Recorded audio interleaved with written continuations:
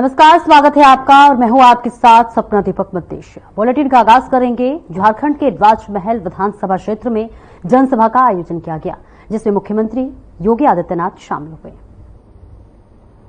सबसे पहले उत्तर बहानी पावन गंगा की धारा पावन भूमि को, जिस धरती माता को भोलेनाथ भगवान शिव का धरती आबा भगवान बिरसा मुंडा का सानिध्य और आशीर्वाद प्राप्त हुआ हो, चैतन्य महाप्रभु ने जिस पावन धरा से इस पूरे क्षेत्र में भक्ति की गंगा बहाने का काम किया हो, ऐसी पावन धरा को कोटि कोटि नमन करते हुए आप सभी राजमहल विधानसभा क्षेत्र से जुड़े हुई जनता जनार्दन का मैं हृदय से स्वागत करता हूं, अभिनंदन करता हूं। बहन और भाइयों, आज मुझे आपके इस राज्य में भगवान बिरसा मुंडा की इस पावन धरा को देखने का अवसर प्राप्त एक बार फिर से हुआ है। और आज मैं स्वयं तो भगवान राम की पावन धरा अयोध्या की धरती से आया हूं, बाबा विश्वनाथ की पावन धरा से आया हूं। आज मुझे बाबा बैजनाथ धाम के भी दर्शन करने का सौभाग्य प्राप्त होगा। मैं धन्यवाद दूंगा। आपने 2019 में जब मैं आया था, आने के बाद मैंने आह्वान किया था, आपने श्री अनंत ओझा जी को जुझारू नेता है, उन्हें फिर से विजयी बना करके, विधायक बना करके भेजा। और बहन और भाइयों, यहां की राजमहल की आवश्यकता के अनुरूप राजमहल को राजमहल जैसा सजाने के लिए, संवारने के लिए उन्होंने प्राण से लग करके कार्य किया। उसी का परिणाम है कि जो भी उन्होंने 2019 में कहा था कि सातगंज को बिहार से जोड़ने वाले गंगा नदी में पुल का निर्माण करेंगे, और अब वह पुल बन रहा है। इसकी भी मैं आपको बधाई देता हूं। यही नहीं, राजमहल को बंगाल से जोड़ने वाली गंगा नदी का पुल निर्माण का संकल्प भी विधायक जी ने लिया, और इस बार वह भी चालू होने वाला है। बहन और भाइयों, संकल्प का धनी विधायक और प्रतिनिधि ही चुने जाने चाहिए। और मैं यही कहने के लिए आज आपके पास आया हूं, और यह आवश्यक आपके लिए तब है जब हमारा झारखंड अपनी स्थापना का रजत जयंती वर्ष मना रहा है, यानी 25 साल पूरे होने जा रहे हैं झारखंड को।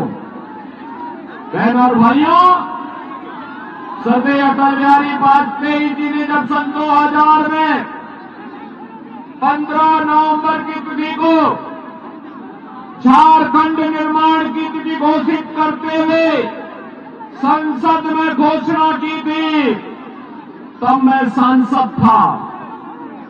और तब ये मुद्दा आता था झारखंड का निर्माण और झारखंड का भविष्य कैसे होना चाहिए, इसके लिए हमें कार्य करना होगा।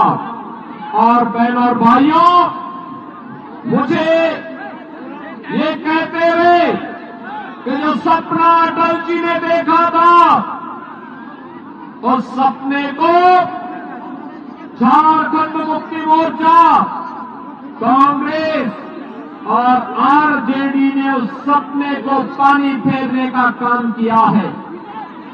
प्राकृतिक रूप से धनी झारखंड भौतिक विकास में पिछड़ गया।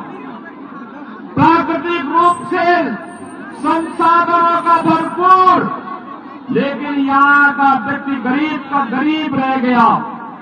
कारण है उसे शासन की योजना से वंचित किया गया, विकास से वंचित किया गया। यहां पर नागरिक, यहां का जनता जनार्दन गरीब है, लेकिन झारखंड मुक्ति मोर्चा के मंत्री आलमगीर के घर में नोटों का पहाड़ मिल रहा है। उसके नौकरों के घर में नोटों का पहाड़ मिल रहा है। कांग्रेस के सांसद के घर में नोटों का पहाड़ मिल रहा है। बहनों और भाइयों, क्या ये पैसा कांग्रेस का था क्या? क्या ये पैसा झारखंड मुक्ति मोर्चा का था क्या? और क्या ये पैसा आरजेडी का था क्या? ये पैसा मोदी जी के द्वारा झारखंड के विकास के लिए भेजा गया पैसा था। यह पैसा झारखंड की जनता के विकास के लिए भेजा गया पैसा था, जिस पर झारखंड मुक्ति मोर्चा और कांग्रेस के नेताओं ने डकैती डालने का काम किया है। और इसीलिए झारखंड में भारतीय जनता पार्टी की डबल इंजन सरकार आवश्यक है। यही आह्वान करने के लिए आज मैं आपके पास आया हूं, आपसे कहने के लिए। बहनों और भाइयों, मुझे बताया गया कि राजमहल, साहबगंज और उसके आसपास के क्षेत्र को बांग्लादेशी घुसपैठी और रोहिंग्या मुसलमानों के अनैतिक और अवैध गतिविधियों का एक गढ़ बनाने का काम हो रहा है। याद करना, जहां कहीं भी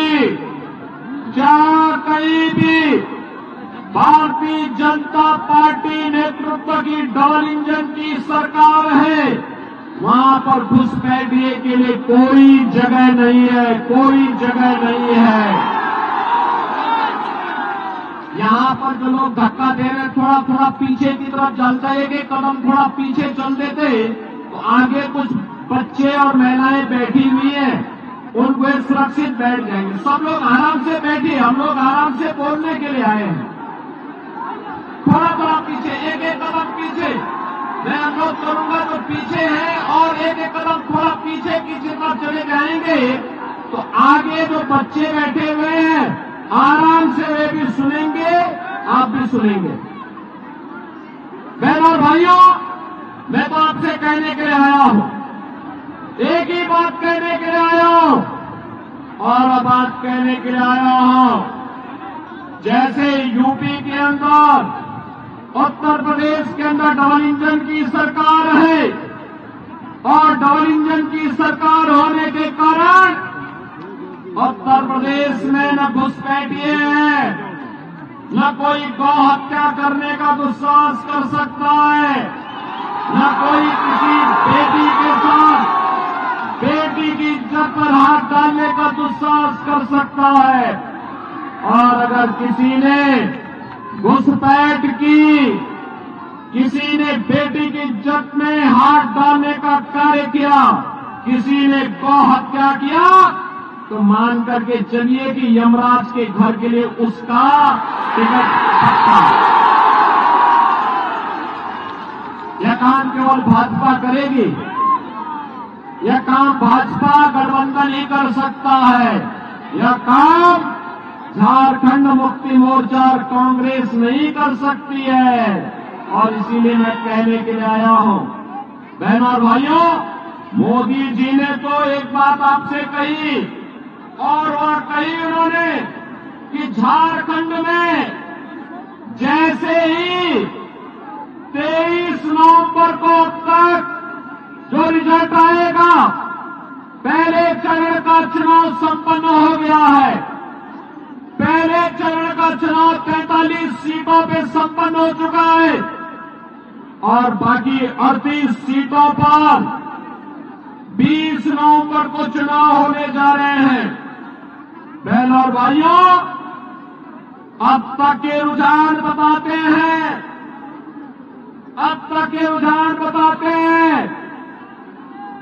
कि भारतीय जनता पार्टी के नेतृत्व में एनडीए यहां पर 2/3 से अधिक सीटों पर विजयी बनकर के पूर्ण बहुमत की सरकार बनाने जा रही है।